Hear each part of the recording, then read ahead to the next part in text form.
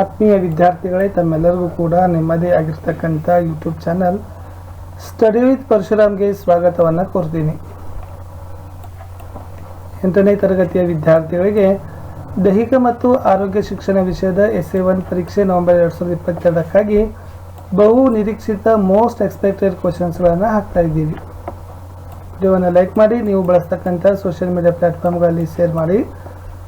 First time ಚಾನಲನ್ನು ನೋಡ್ತಿದ್ರೆ subscribe ಜೊತೆಗೆ ಬೆಲ್ ಐಕಾನನ್ನು ಅವಶ್ಯವಾಗಿ ಒತ್ತಿ. ನಮ್ಮದೇ ಒಂದು ಟೆಲಿಗ್ರಾಮ್ ಗ್ರೂಪ್ ಇದೆ, ಸ್ಟಡಿ ವಿತ್ ಪರಶುರಾಮ್ ಅಂತ.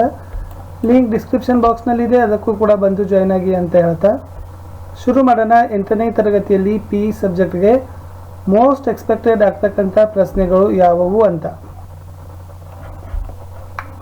ವಾಲಿಬಾಲ್ ಆಟದ ಕೌಶಲ್ಯಗಳು, ಹಾಕಿ ಆಟದ ಕೌಶಲ್ಯಗಳು, ಹ್ಯಾಂಡ್ಬಾಲ್ ವಿಶೇಷವಾಗಿ ಗೋಲ್ ಕೀಪರ್ ಬಗ್ಗೆ ನೋಡ್ಕೊಳ್ರಿ. ಮಧ್ಯಮ ಮತ್ತು ದೂರದ ಓಟದ ತಂತ್ರಗಳು ಯಾವುವು? ಲೇಜಿಮ್ ಕೌಶಲ್ಯಗಳೇನು? ನಿಂತು, ಕುಳಿತು ಮತ್ತು ಮಲಗಿಕೊಂಡು ಮಾಡ್ತಕ್ಕಂಥ ಆಸನಗಳು ಯಾವುವು? ದೈಹಿಕ ಶಿಕ್ಷಣದ ಮಹತ್ವ, ಪ್ರಯೋಜನಗಳು. ವಾಲಿಬಾಲ್ ಆಟದ ಅಂಕನ, ಹಾಕಿ ಆಟದ ಅಂಕನ, 2 ಚಿತ್ರ ಪ್ರಾಕ್ಟೀಸ್ ಮಾಡಿರಿ, 2ರಲ್ಲಿ 1 ಬರ್ತದೆ. ಮಧ್ಯಮ ಮತ್ತು ದೂರದ ಓಟಗಳು, ಯೋಗ ಮತ್ತು ವ್ಯಾಯಾಮದ ನಡುವಿನ ವ್ಯತ್ಯಾಸ ಮೋಸ್ಟ್ ಇಂಪಾರ್ಟೆಂಟ್ ಇದೆ.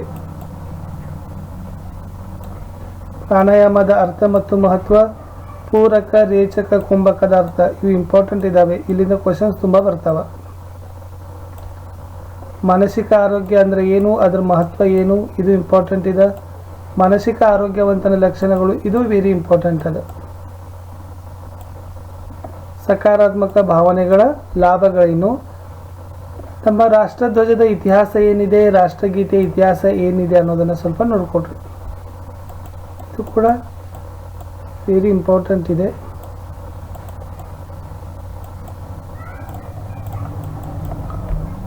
ಸೊ ಇಷ್ಟೇ ಇತ್ತು 8ನೇ ತರಗತಿಯಲ್ಲಿ PEದಲ್ಲಿ ಇರ್ತಕ್ಕಂಥ ಮೋಸ್ಟ್ ಎಕ್ಸ್ಪೆಕ್ಟೆಡ್ ಕ್ವಶನ್ಸ್ಗಳನ್ನು. ವಿಡಿಯೋಗಳನ್ನು ಶೇರ್ ಮಾಡಿ. ಮತ್ತೆ ಸಿಗುವ ಹೊಸ ವಿಡಿಯೋದಲ್ಲಿ. ಅಲ್ಲಿವರೆಗೂ ಬಾಯ್.